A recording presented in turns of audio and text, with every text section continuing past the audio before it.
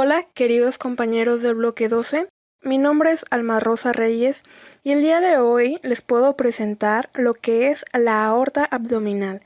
Les voy a decir dónde es el origen, las estructuras anatómicas que se relacionan, que vienen siendo las arterias frénicas anteriores, arterias lumbares, mesentérica superior, la inferior, el tronco celíaco, así como todas sus divisiones, las arterias renales, suprarrenales medias, las gonadales y las arterias terminales. Todas las fotografías que he tomado para iniciar esta presentación son de la artista americana Lisa Nilsson, que ha creado cortes anatómicos humanos con piezas laminadas de papel de morena japonesa en su obra que se llama Anatomía en rollos de papel. Pero antes de brindarles toda la información, quisiera explicarles qué es el seppuku y cómo se relaciona con el video del día de hoy. Comenzamos. El seppuku era una parte clave del Bushido, el código de los guerreros samurái. El acto podía ser voluntario. Este era usado por los guerreros principalmente para evitar caer en las manos del enemigo. También podría ser usado para evitar un fallo al código de honor que los mismos tenían. Este muy rara vez era demandado por el señor feudal en caso de que éste viera que el samurái cometiera un delito, así como un asesinato o un robo o cualquier otra acción que tuviera que ver con la corrupción.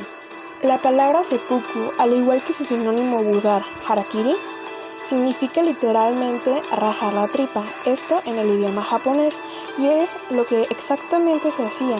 Se tomaba la espada, que tenía aproximadamente un largo de 20 a 45 centímetros, y este se encajaba en el vientre.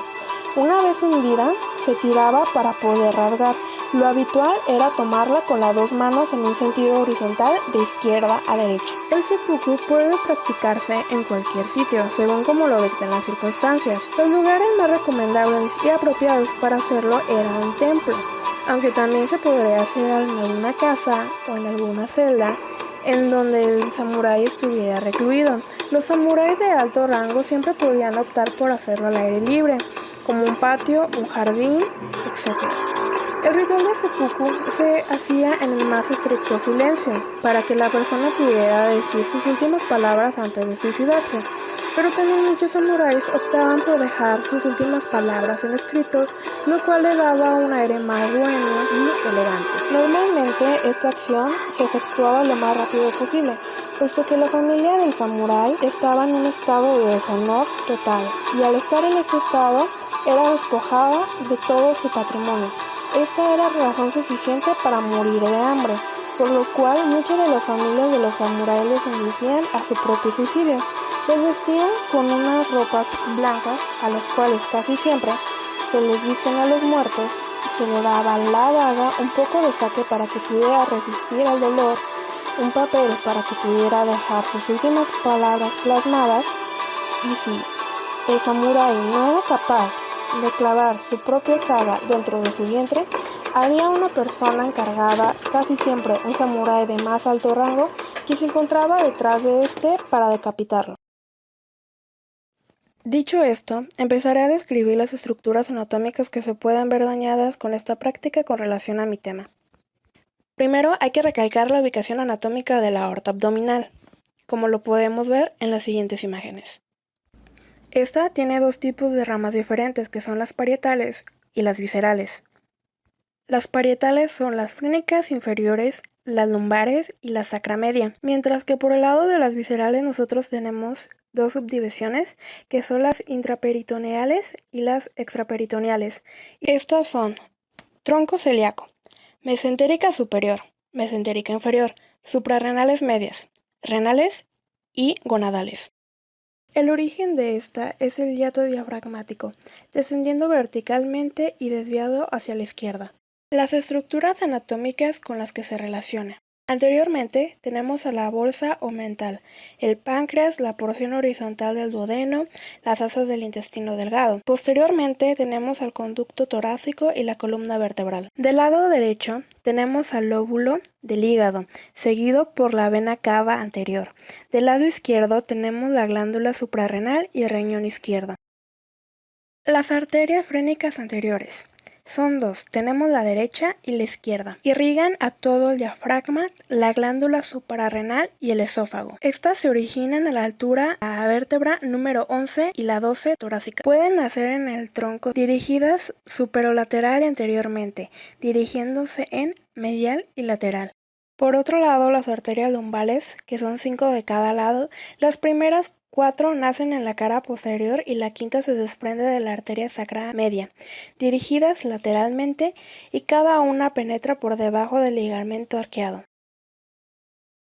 Mesentérica superior. Irriga el duodeno pancreático, yeyuno, ilion, ciego, apéndice, intestino delgado, mitad derecha del intestino grueso. Esta nace de la cara anterior de la aorta hacia abajo, delante y detrás del cuello del páncreas.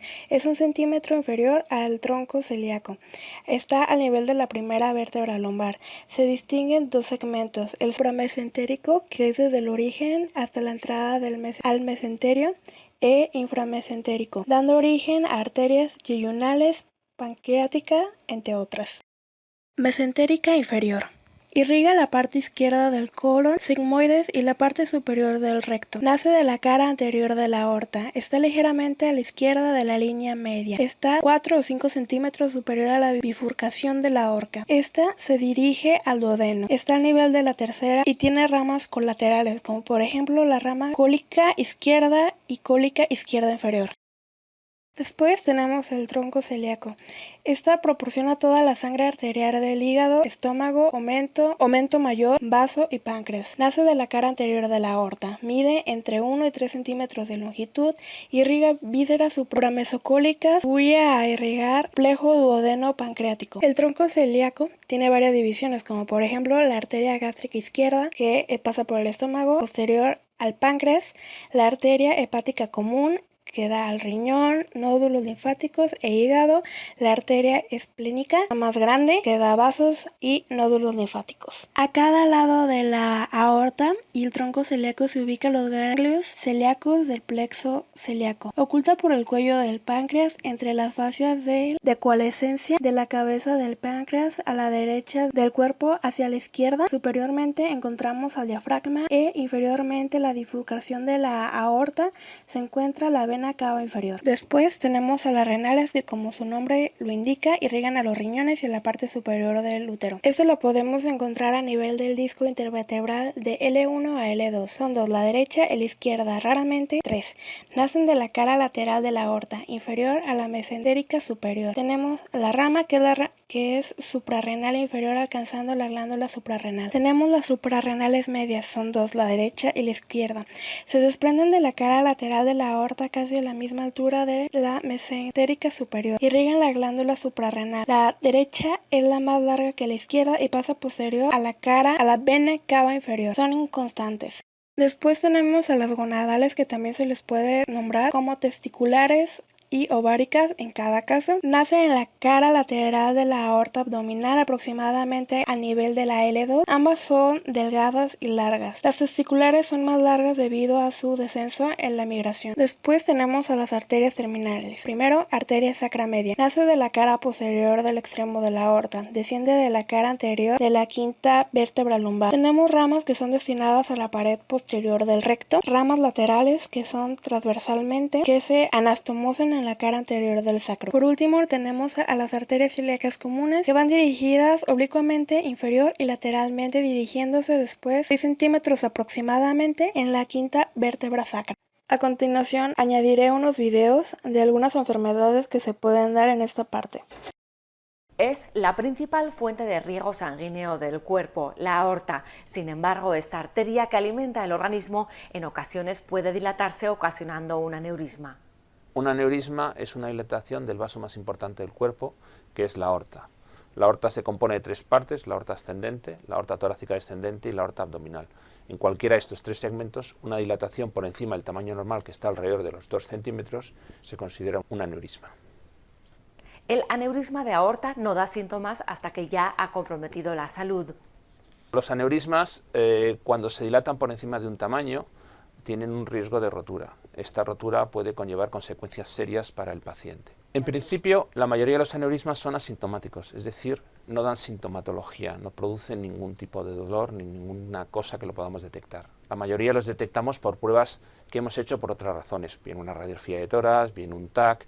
Bueno, dependiendo del segmento donde esté el aneurisma, el tratamiento puede ser diferente. En el segmento ascendente, el que está cerca del corazón, el tratamiento a día de hoy es fundamentalmente quirúrgico porque tenemos la válvula aórtica, tenemos las arterias coronarias y los vasos que le llevan la sangre al cerebro. En este caso, el control quirúrgico es más exacto, aunque empieza a haber técnicas endovasculares.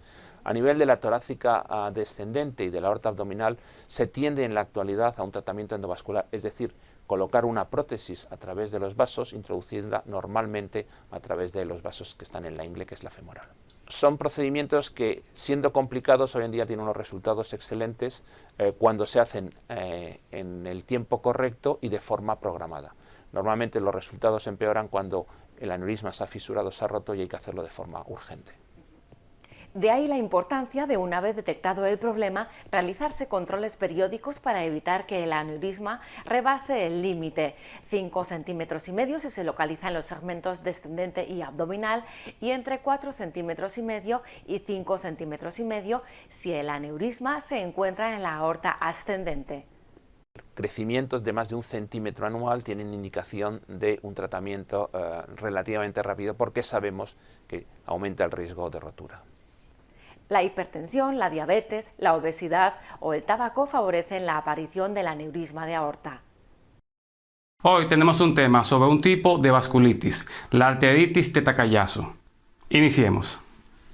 Esta entidad pertenece al gran grupo de las vasculitis en reumatología. Entre las vasculitis tenemos diversas formas de clasificarla, pero la más utilizada es de acuerdo al tamaño o al calibre del vaso sanguíneo afectado, las cuales pueden ser de gran tamaño, mediano tamaño y pequeño tamaño o calibre. Y la arteritis de Takayasu pertenece a la que afectan los grandes vasos, o sea, la aorta y sus ramificaciones inmediatas.